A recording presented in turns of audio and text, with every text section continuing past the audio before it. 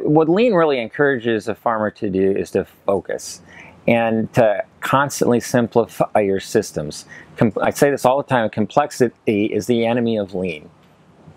Simplify, simplify, simplify. And some would say that Henry David Thoreau, who famously spent 2 years living in a cabin with next to nothing, was the first lean thinker.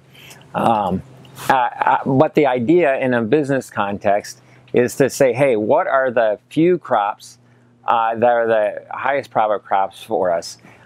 And how can we add velocity to our process? How can we cut out some waste and speed up, make our process more efficient on those few crops? And the thing is, there's nothing wrong with staying small. We live in a culture where it says you have to make more money all the time, you have to get bigger all the time, you have to do more all the time, you have to acquire more things all the time. There's nothing wrong with saying enough is enough. We're growing, we're producing enough, we just have to do it better.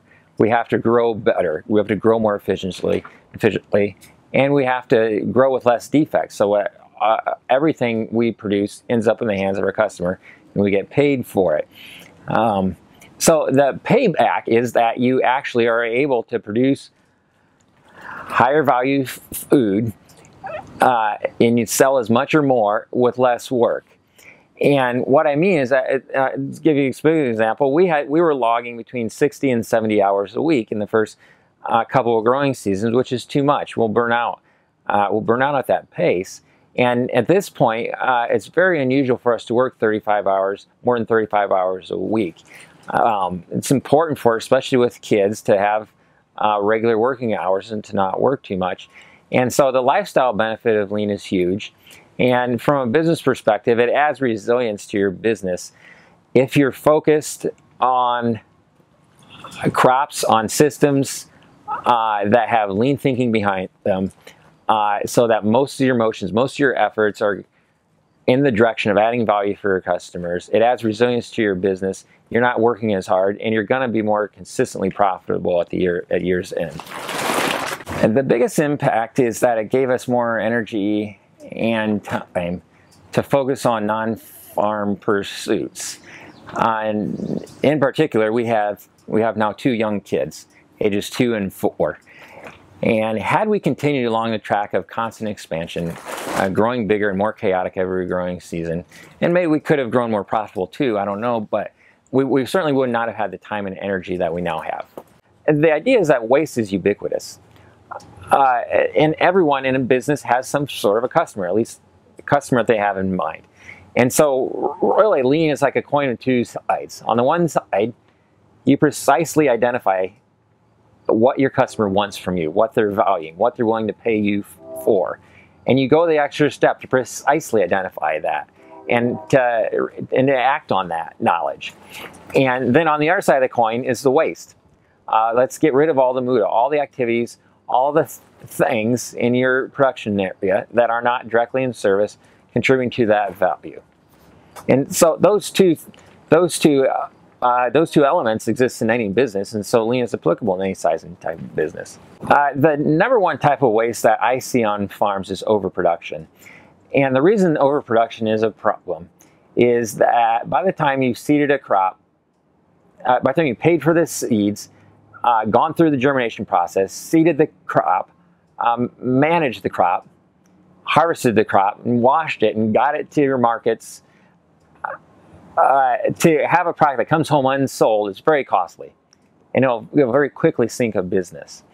And so what many farms need is much tighter alignment between what they're producing and what they're selling, and which is not always easy. I get it, especially if you sell to venues like farmers markets. You can't easily predict what's going to sell at a market. However, lean offers a lot of tricks, tips, techniques to very closely align your production with what customers are valuing. And that has really been the secret for us. We literally sell virtually everything we produce. We're not tilling in crops. We're not bringing crops home unsold. We're not perfect. There are weeks where there is still overproduction on our farm.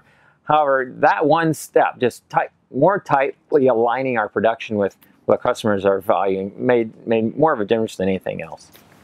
So one of the principles of it, like I said, was that you want to maximize the fixed costs that you've put into your business. And so what a new farmer can do is make sure they have an appropriate amount of infrastructure. And this course is going to, it'll go over the 7 pieces of infrastructure that you need to begin.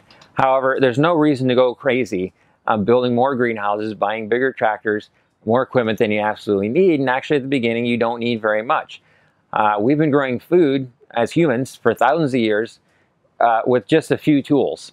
And it's only in recent decades that tool catalogs, seed catalogs, it's just been a proliferation of tools and options and growing methods on farms.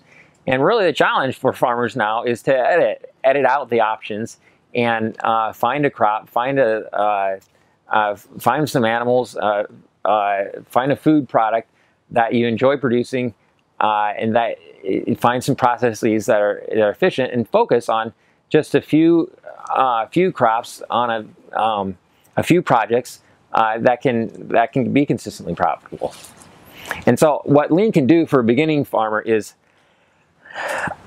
help you focus. And what I would do as a beginning farmer is to build just the infrastructure you need, but to design a farm so that you can add on in different ways if you need to, but not grow too big too quickly. Yeah, the simplest thing you can do is to look at the physical objects in your work environment. And you can ask of each object in that work environment, did you add value for my customers in the past, say, 3 months, 6 months?